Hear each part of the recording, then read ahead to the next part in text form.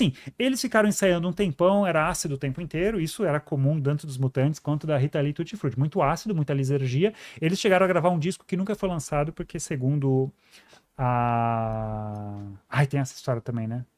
Que a Rita teve um caso com... Não, já vou falar. Tá. E eles estavam tão loucos que ficou uma droga o disco, então esse disco nunca foi lançado até hoje. Mas as gravações existem. E aí eles tiveram que gravar de novo e fizeram esse aí que é o Atrás do Porto Tem uma Cidade, que para mim... Atrás do Porto Tem uma Cidade. Esse disco é uma pérola, cara. Excelente, assim, do começo ao fim. Tá, mas só abrindo parênteses, tá? Até a Rita conhecer o Roberto, que a gente já vai falar dele lá na frente, Roberto Carvalho, velho, ela pegou geral. Assim, ela realmente era foda. E aí, um dos caras que ela tinha um lance era o André Midani, que era um chefão da Warner, que tinha um contrato com os Mutantes antes dela sair, e que lançou era pra carreira solo. E aí, o Midani, quando ela sai dos Mutantes, ele oferece o contrato pra ela com a Warner também. Daí ela teve o lance com o Midani. Nesse meio tempo, ela teve um lance com o João Ricardo dos Mutantes.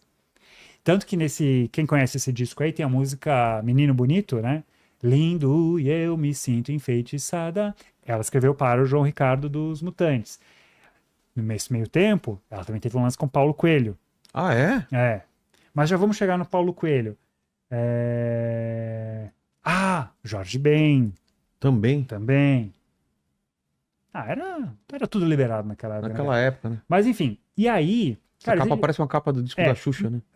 Então, é que era o glam, né? É que a Xuxa já é anos 80, é outra, parece até, né? Mas é que isso aí era rock, isso era atitude na época, assim, 74. Então a ideia da banda, assim, inicialmente qual era? A Rita e a Lucinha liderando. A Lucinha é uma puta guitarrista. É uma das primeiras, assim, guitarristas mulheres no Brasil.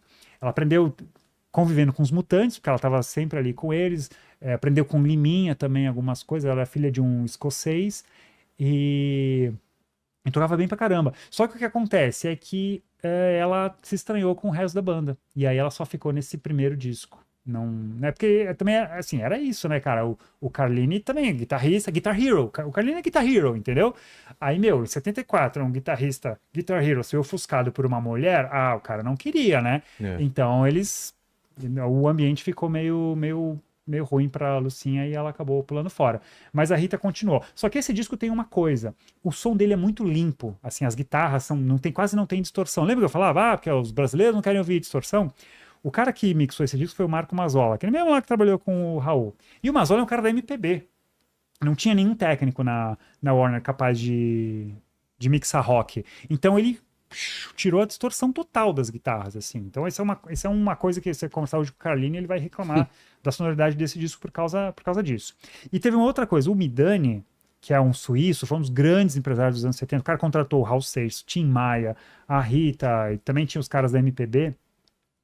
Ele inventou por que a Rita saiu, né? Saiu da Warner, foi para Som Livre, onde ela fez a carreira dela. Ele inventou um negócio que foi um grupo de especialistas que os artistas contratados pela Warner iam até esse grupo, num hotel lá no Rio, e você dizia para eles o que você estava pensando pro seu próximo disco. O nosso próximo disco vai ser assim, lá, lá, lá. E os especialistas opinavam. Meio que davam um pitaco no que você queria fazer. E nesse dia, a Rita foi junto com o Paulo Coelho. O Paulo foi falar da Sociedade Alternativa, que era o disco que eles lançaram em 74. Aliás, o Raul não foi porque estava com medo de que eles fossem presos, achava que era paranoico, achava que era coisa da ditadura. E a Rita foi falar do próximo disco dela, que seria, não sei se esse ou o próximo. Aí ela achou um saco. Como assim esses caras estão querendo dar palpite? Tava o Nelson Motta, por exemplo, nos especialistas, né? Sim. E ela falou, não, nem a pau, eu não quero isso daí, tô fora. Aí ela vai para Som Livre. O João Araújo tinha acabado de fundar há algum pouco tempo a gravadora em sociedade ali com os Marinho e ficou sabendo que ela estava querendo sair da Warner e ofereceu para ela liberdade total para ela gravar um novo disco. Aí ela foi para Som Livre já com essa nova formação.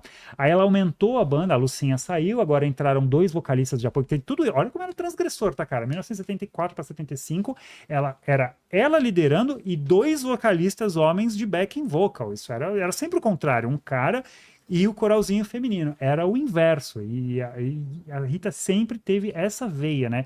De inverter e transgredir em relação aos valores morais da sociedade. Agora eu acho que já era o Sérgio Palaoro na bateria, e aí o o Lee tá ali atrás de óculos e o... Carline e o Lee Marcucci ali na direita. Aí ela vai gravar, cara, o principal disco dos anos 70. Ah, e aí tem uma outra história. Como é que surgiu esse disco? Lá no show do Alice Cooper, o Alice Cooper usava cobras, né? Sim. E aí uma hora ela foi pro backstage porque acho que achou que ele maltratou uma cobra e queria saber se a cobra estava bem, porque a Rita era muito defensora dos animais. Aí ela, cara, conseguiu enganar o segurança, entrou lá no backstage e deu de cara com o cara que cuidava das cobras do Alice Cooper. E o nome dele é Andy Mills. E aí ela falava inglês, né, fluente, aí começa a conversar, ela quer saber da cobra, lá, pintou o clima entre os dois. Aí, você não quer ficar aqui no Brasil mais uns dias, vamos nos conhecer? Lá teve um caso com o cara. E o cara acabou se mudando para o Brasil e produziu o disco da Rita Lee. Foi esse cara que veio no show do Alice Cooper. Vai para a próxima aí. Essa daí é a formação anterior também, né? Mas é uma outra foto pra gente ver.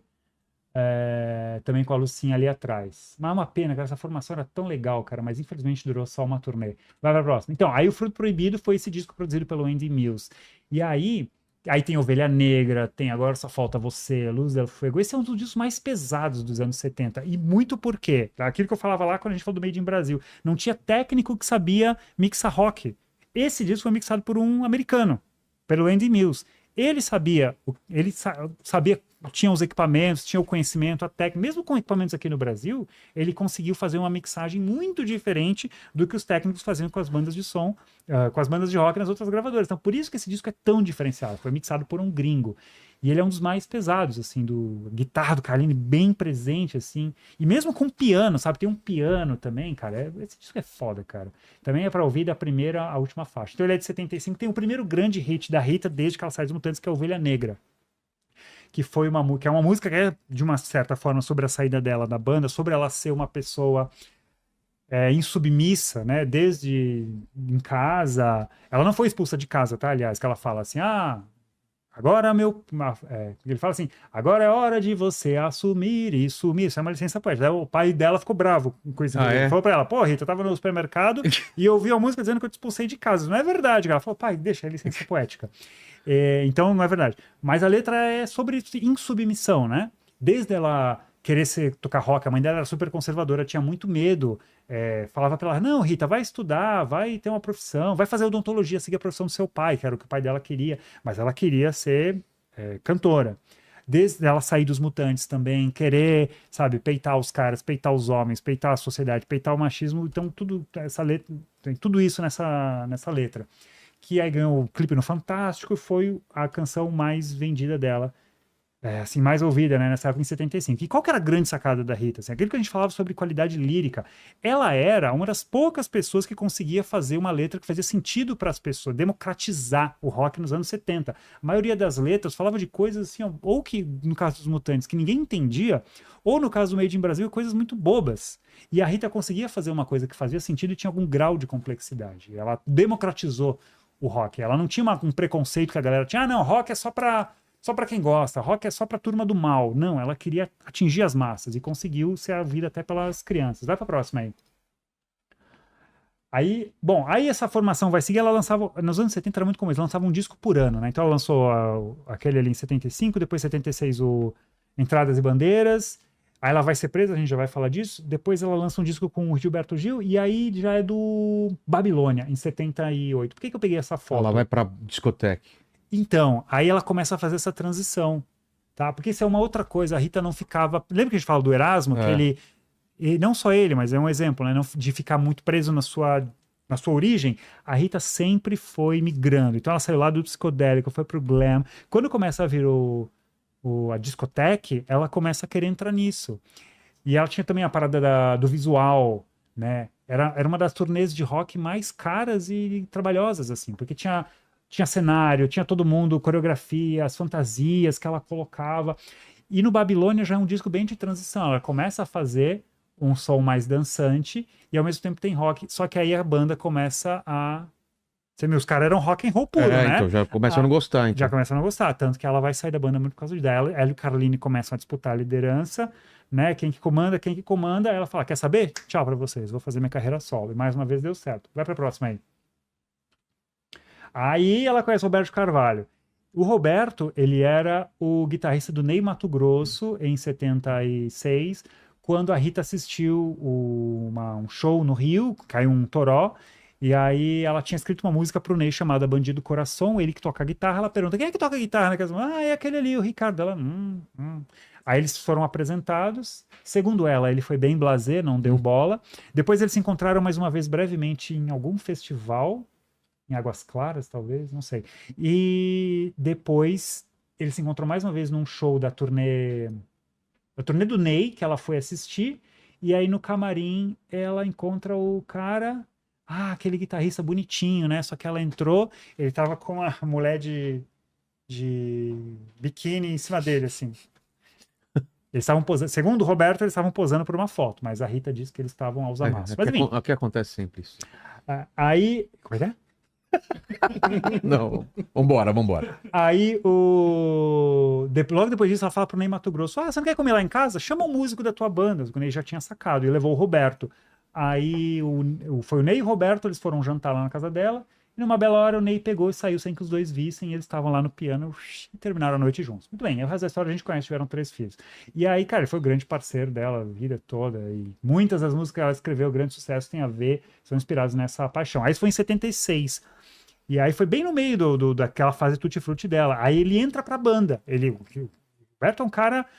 Você vê, pegar os 3 universos. O universo ali do Arnaldo, que era do rock progressivo. O universo do Carlos Mutantes, que era rock and roll, assim, rock de verdade. O Roberto já é um cara que conversa desde o soul, do funk, da MPB. Ele tinha uma visão muito mais abrangente de música. Era exatamente o que combinava com a Rita.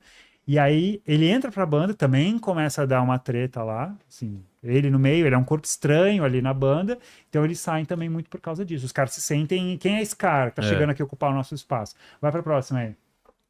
Aí esse é o disco dela de 79, que é o disco que marca essa transição. Aí ela saiu, né? Deixou de ser Rita Lee Tutti Frutti, que é o que era até 78, e esse é o contracapa, tá? Não é a capa do disco. Mania de Você, É o que tem Mania de Chega Você. Mais, Doce Vampiro. Cara, ela emplacou vários, né? Papai Me Empresta o Carro. Os discos 79, 80 e 81 é uma coletânea de hits, né? E muito é inspirado na história dos dois. Então, Chega Mais, assim, não sei... Chega Mais é uma música sobre uma mulher convidar um cara pra transar com ela. Entendeu? Em 79, era o que a Rita estava querendo fazer. Ela estava querendo dar poder para a mulher falar essas coisas também, que era uma coisa que só o homem podia fazer. Depois tem o Papai Me Empresta o Carro, uma letra que foi censurada não para gravação, para execução pública, né? Que é sobre uma garota pedir o carro pro pai para ela transar com o namorado. Doce Vampiro. Doce Vampiro é uma música que o Roberto estava viajando, ela pensou nele e ficou imaginando que ele chegava e as coisas ficavam quentes. Sim. E aí escreveu essa. Aí tem Mania de Você, que abre o lado B, que é essa história clássica, né? Que eles tiveram um momento de troca de fluidos. E aí, depois desse momento, ele começa a mexer no violão e a música nasceu, assim, depois do orgasmo, vamos dizer. E também foi o grande hit desse disco, né? A Mania de Você. E ela tocava sempre, tá? Isso é importante também. A Rita sempre tocava violão, instrumentos, ela sempre participava. Não era só escrever música e cantar. Vai pra próxima.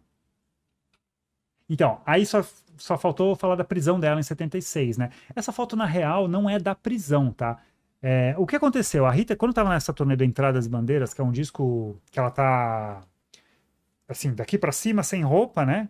Essa coberto aqui, mas enfim, ela tá com os ombros à mostra e com uma mata, assim, atrás e um pássaro. Era uma época também que ela tava, enfim, com muito ácido e até diz que tomaram conta da mixagem do disco, porque também era um pouco isso, a banda disputava com ela, né? Os caras disputavam com ela quem que ia tomar as rédeas do processo. Aí quando ela percebia que os caras estavam querendo tomar conta, ela também meio que ficava de lado, então era uma época que ela não estava muito bem com a banda. Mas aí o que acontece é que um dia, citando denúncias anônimas, a polícia bateu na casa dela, dizendo que tinha uma denúncia de tráfico de drogas e queria revistar. Daí, enfim, a lei naquele tempo era outra, os tempos eram outros, os caras entraram e disseram que tinham achado maconha lá. Só que ela estava grávida já do Beto. A Rita não usava não tomava pílula, era contra, fazia a tabelinha. E o Beto nasceu porque ela se errou nas contas. Sim. E ela já estava grávida do Beto e não estava mais usando por causa disso, não estava usando nada. Mas mesmo assim, enfim, plantaram lá. Ah, por quê? Porque tinha rolado a história do Gilberto Gil em Florianópolis, que ele foi se apresentar com os Doces Bárbaros, que era ele, o Caetano, a Gal e a Bethânia. E aí receberam essa denúncia, aí, lá em Floripa, aí, morei anos em Floripa, sei como é que é lá, né? Ah, a nossa chance de brilhar no país, né? Aí a polícia foi lá, deu um flagrante no hotel, tentando prender todo mundo, só acharam maconha com o Gil. Aí prenderam o Gil e aí foi um julgamento que atraiu um monte da opinião pública e no final das contas ele foi inocentado. É porque assim, a tese era, se era... O juiz deu, não é que foi inocentado, o juiz deu tratamento pra... Como se ele fosse viciado, sabe? Ah, tá. Em vez de dar prisão, ele deu não sei quanto de frequentar uma instituição para tratar O vício. o vício. Não sei se ele Algo usou assim. o termo vício, mas era isso, né? Para tratar o uso. E a polícia ficou meio que desmoralizada, porque queriam prender ele, queriam que ele ficasse preso, condenado lá em Santa Catarina como um troféu de combate a esses maconheiros. E aí a Rita acha duas coisas. Primeiro que a prisão dela foi, que ela era muito próxima, né, do Gil, era uma forma de, não deu com o Gil, agora com ela vai dar. Isso era uma coisa. E uma segunda coisa é que ela testemunhou a favor de uma mulher que procurou ela depois de um show dizendo que um policial matou um filho dela. Uma confusão num show da Rita Lee. Alguma coisa que o policial, não sei, teria atirado no cara sem o cara ter feito nada. E aí ela acha que também entrou na mira. Enfim, aí rolou a prisão dela. Ela ficou alguns dias lá. Aí a Elis Regina, que então era inimiga dela, porque lembra que a Elis era contra o rock lá nos anos 60, né? Fez a passeata contra a guitarra elétrica. A Elis, apesar de tudo, era uma pessoa de muito bom senso e teve empatia com a Rita e foi lá até a delegacia levar comida para ela e falou pro delegado, como é que elas não eram próximas, tá? Aí nesse dia ela vai lá e fala, eu quero saber quando é que tá a Rita ali, como é que ela tá sendo tratada? Se você tratar essa moça mal, eu vou chamar a imprensa aqui e vou denunciar tudo o que tá acontecendo. Aí a Rita ali era muito poderosa, ela tinha lançado Falso Brilhante em 75. Ah, Elis Regina. Elis Regina.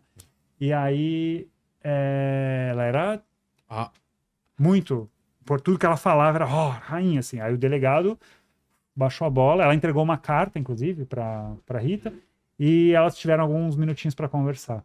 Eu acho que foi isso.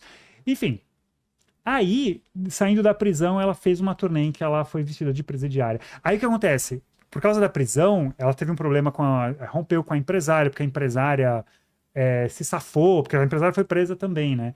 E aí tiveram que pagar advogado, aí gastaram um monte de grana, e a Rita não dava muita atenção para essas coisas, o Roberto tinha acabado de entrar na vida dela, ainda não tinha ajeitado isso, e ela correu o risco de não conseguir pagar os advogados. E daí que vai surgir o segundo grande sucesso dela nos anos 70, que é Arrombou a Festa, uma música em que ela meio que falava mal de todos os artistas daquela época. É uma música pouco lembrada hoje em dia, mas é uma música que fez muito sucesso no fim de 76, que ela fala, ai meu Deus, o que foi que aconteceu com a música popular brasileira? O tal de, como é que é? Roberto Carlos ainda está com seu carrão, lá, lá, lá. E quem compôs essa música com ela foi o Paulo Coelho, né? Eles já não tinham mais o Affair, ela estava com o Roberto, mas foi uma música bem importante também para ela. Foi Ovelha Negra, depois Arrombou a Festa, depois Mania de Você, seriam as principais dela nos anos 70. E uma música que, mesmo em 76, assim, era bem blues, assim. Então, e essa turnê era muito ancorada nessa música. E aí todo mundo ficou puto com ela, porque ela falava do Benito de Paula. Lembra do Benito de Paula? Claro. Ela falava...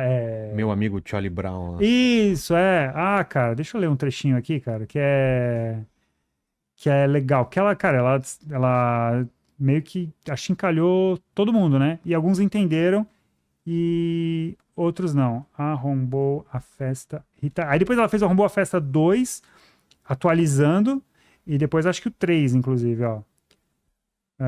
Ai, meu Deus, o que foi que aconteceu com a música popular brasileira e com o meu celular que ficou preto, que não é aqui. Aí, letra completa. Aqui, vamos lá.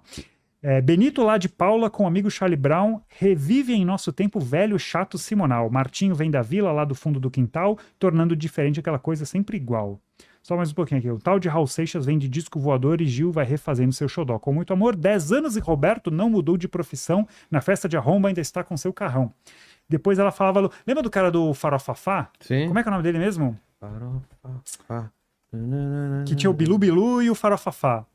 Ai, esqueci o nome desse cara. Que foi um Porra, cara, eu adorava. Tinha um disquinho desse Farofafá. Comprei 1 quilo de farinha. Então, esse cara foi meio que sucesso também. Farofafá. Mauro Celso. Então, ela fala... Aí esse cara xingou ela no jornal, falou, quem é essa Rita Lee pensa que é? ela fica aí falando mal dos outros para fazer sucesso, então rendeu algumas polêmicas, assim, daí isso ajudou, essa música vendeu bastante e ajudou ela a pagar os advogados e render uma grana para ela. Essa foi a história da Rita Lee dos anos 70. O que vem para frente aí? Aí essa é ela gravando o disco de 79, então ela tocando e cantando ao mesmo tempo, hein? Poucos artistas tinham esse culhão de fazer isso gravando um LP, normalmente faziam separado. O que mais? Acho que acabou, né? Tem mais alguma? Era a última. Era a última. Bem, era isso. Cara, como é que termina os anos 70? Muita disco music, as bandas de rock, muitas acabaram, né? Por exemplo, Joelho de Porco, Terço, Casa das Máquinas, tinham dado um tempo, tinham tido um hiato, os Mutantes. Não era definitivamente o som da década e começam a surgir. Aí agora, aí, só para encerrar, né? E amarrar. Aí vai ter uma última safra de bandas, já na virada para os anos 80, que é Roupa Nova, 14 Bis, A Cor do Som, que são... Ali o rock já começa a decair, porque eles começam a imitar o som dos anos 70, aquela coisa meio ingênua, do mato, do sol, da energia, da juventude, e, cara, tocava na Globo, ia lá no Globo de Ouro, Geração 80, nos programinhas ali, no Fantástico. Só que, velho, não vendia, não era música jovem. E a grande sacada no começo dos anos 80, 81, 82, foi quando alguns executivos percebem que o jovem não estava ouvindo, gostando do som que estava sendo feito pelas bandas de rock, nem pelos grupos de MPB.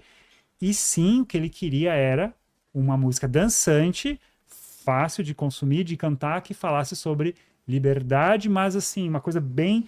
dessa vez, para a realidade dos anos 80. E quem descobriu isso foi Gangue 90, Blitz, e aí começa essa nova geração, que aí vai gerar um estouro numa nova onda. Pois é. Se fosse resumir, então, os anos 70 pro rock, seria o quê? Cara, eu pensei na palavra errático. Eu acho que foi. Porque, assim, claro que não para todos, mas foi muito isso, muito de pro lado errado e fazer uma coisa e ninguém ouve e fica mal gravado e acabou a banda e saiu o baterista e acabou o contrato. Foi assim, ó. Mas assim, quem fez queria muito fazer, sabe? Tinha que ter muita vontade e muita paixão por música para fazer rock no Brasil nos anos 70, porque era contra tudo e contra todos.